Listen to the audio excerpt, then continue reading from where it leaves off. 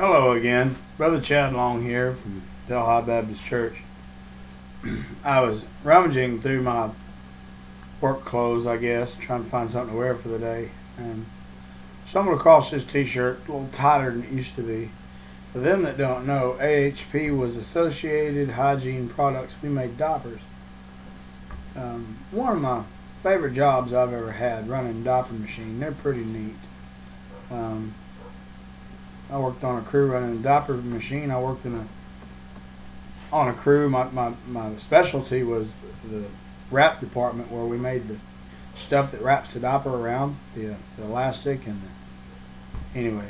None of that matters to this video, but I forget what I have on until I see this camera and I'm looking at myself and I see what you guys see. So just interesting, because when my little girls were born, the oldest two, I was able to bring home diapers because I worked at a diaper plant, and I got some for free and a bunch of them discounted just because I worked there. So pretty neat deal. I would probably have stayed there a lot longer if it hadn't have been for the Lord moving us out around Comanche. The diaper place is in Waco. And anyway, they worked a 4-on, 4-off type of deal, which is neat until you realize that you don't get the same days on and off. You got to keep a close watch on a calendar. And what I didn't like about it was I couldn't go to church regularly. You know, if you work Sunday, Monday, Tuesday, Wednesday this week, the next week it's Monday, Tuesday, Wednesday, Thursday. The next week it's Tuesday, Wednesday, Thursday, Friday.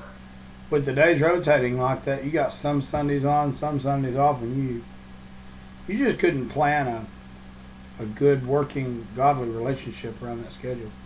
So anyway, y'all don't care about my old jobs and things I've done. That's not why I'm here. I just thought I'd point it out. We are in Hebrews chapter 11, and we left off in verse 31, which was just a list of individuals that were remarkable.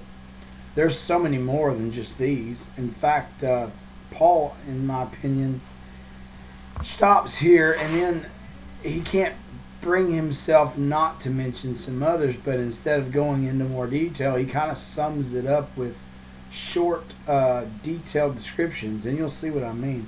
Verse 32 of Hebrews 11 says, "And what shall I say more? For the time would fail me to tell of Gideon, and of Barak," that's not Obama, that's anyway, and of Samson, and of Jephthah. Jephthah, for them that don't know, is a story out of Judges 11. It's actually pretty interesting. I preached a message, I think, on that once, years ago at Faith Baptist Church, and I may do that again someday, I don't know. But that's, if you're not familiar with Jephthah, he's one of the lesser known Bible heroes, I guess, but no less important. And I think it's neat that the list of people we would think of and the list of people Paul thinks of somewhat differ. So that's interesting to me. In fact, you don't see Elisha in this passage. I don't even think you see Elijah. If you do, I've forgotten it. There's a reference to what they do, but not their name. Anyway, Gideon, Barak, Samson, Jephthah, of David also, and Samuel, and of the prophets. I guess there's the all-inclusive prophets there. But he gives this list, and then he gives some of their details. He says, who through faith, and by the way, faith is the point, subdued kingdoms, wrought righteousness, obtained promises, stopped the mouths of lions. There's a reference to Daniel, who was not named. Another one we would name that Paul didn't, but he's mentioned here in passing as talking about stopping the mouth of lions. We know who that was, and I'll dare say that wasn't the only time that happened. You can look at the story of the old prophet and the young prophet, where the old prophet lied to the young prophet and got him killed by a lion. Well, technically the mouth of that lion was stopped because nobody else got eaten. Not even the livestock were scared off by this lion. So, stop the mouths of lion is an ambiguous statement, but I think it points to Daniel. Verse 34. Quenched the violence of fire, escaped the edge of the sword, out of weakness were made strong, waxed valiant in fight, turned to flight the arrows of the aliens. Now, some of you didn't know that the word aliens was in your Bible. And aliens is not extraterrestrials. That's something we came up with later. It's just we recognize in our culture that we have such a thing as illegal aliens that do not fall under the banner of extraterrestrials. So you understand the word. You understand what he means. I just thought it was interesting. Most people don't know that's in there. Anyway,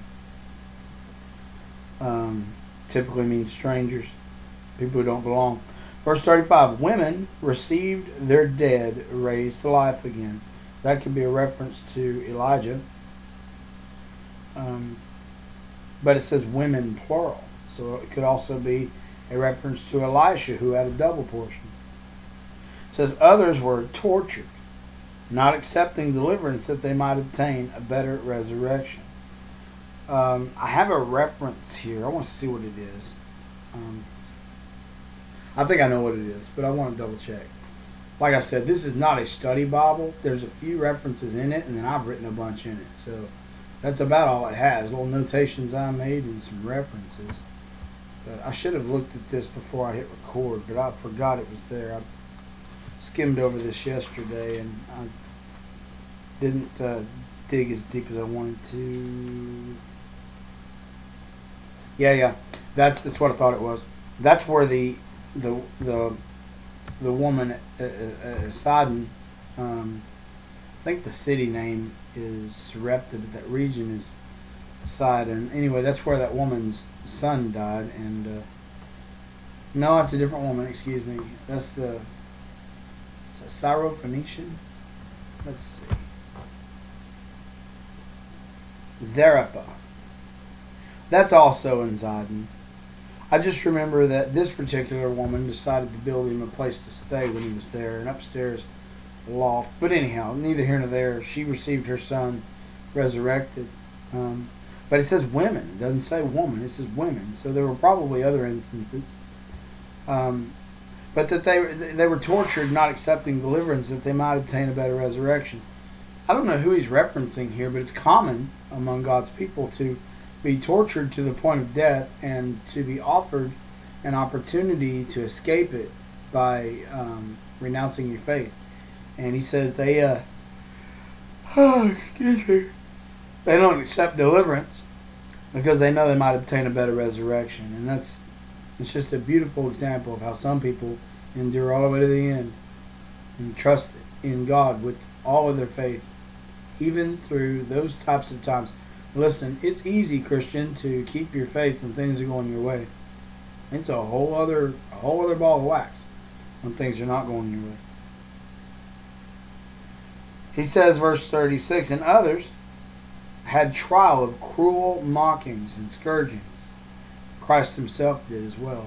But I think this is a reference possibly even to himself, Paul, who had been through several trials and mockings and yes, some beatings.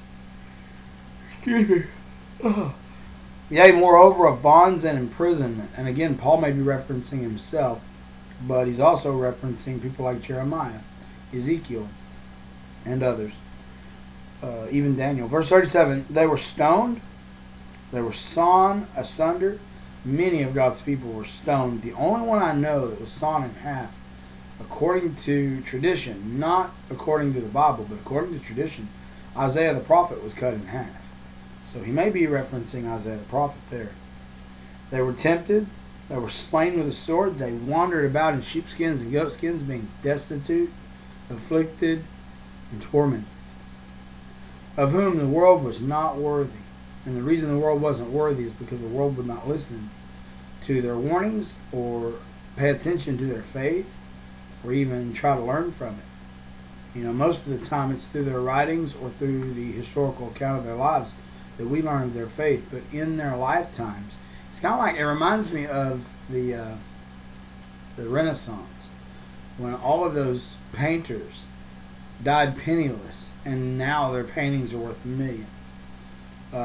People like Picasso and Monet and some of these others, that Van Gogh, who were broke, who didn't have a dollar to their name, and painted with passion, and their paintings weren't worth anything then, but they're worth something now.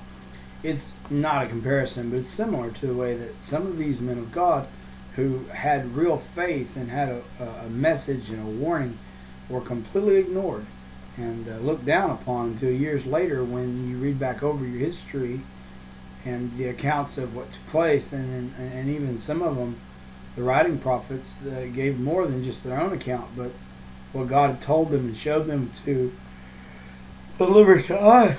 Oh, sorry. I don't mean to keep yawning, y'all. Anyway, of whom the world was not worthy, they wandered in deserts and in mountains and in dens and caves of the earth. We know Elijah did that. He's not the only one. And there were 7,000 that Obadiah said that were hidden in a cave. No, it was 100. Maybe it was 50. I don't remember. But the Lord said there's 7,000 who have not bent the knee. But then Obadiah said he had hid some in a cave, and I think there were 50. But anyway, some of them hid in caves. Even David went through a phase where he hid in caves.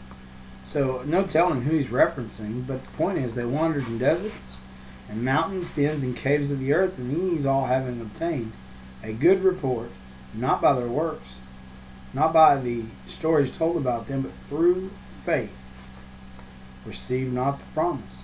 Now, it doesn't mean they won't. It just means they died not seeing the fruition of what they were hoping for. Now, having died, they're, I believe, with the Lord, and they're seeing it now, but in their lifetime, they didn't get to see their works come to completion as far as the promises that were given. Just as Abraham didn't see his nation multiply like he was promised it would, just as he didn't see that, these that are mentioned here didn't get to see all of the promises, and sometimes not any of the promises fulfilled, beyond the fact that they're saved. So he says they obtained a good report through faith, but they received not the promise, God having provided some better thing for us, that they without us should not be made perfect. In other words,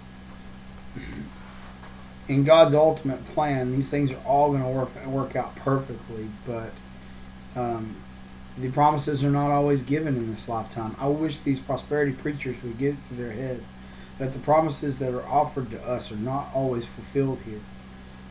The health and wealth and wonderful promises that God has promised, they're not for the earth necessarily. He can give them to you here, but what would be the point? Most of those promises are for a better place and a better time. Anyway, God has used this chapter to show us about faith and about how it leads us to the Lord, and how that sometimes we don't get to see everything come to pass, but we trust He who promised to be faithful. And as we get into chapter 12, verse 1, you're going to see that these are the witnesses he's talking about. Wherefore, seeing we also are compassed about with so great a cloud of witnesses, let us lay aside every weight and the sin which doth so easily beset us, and let us run with patience the race that is set before us.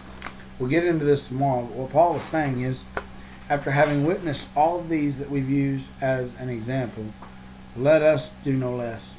Let us work just as hard. Let us live by our faith and do good things, not because we, not just for the sake of doing good things, but because we understand that the promise God made is for us and it's coming, and we just need to be faithful.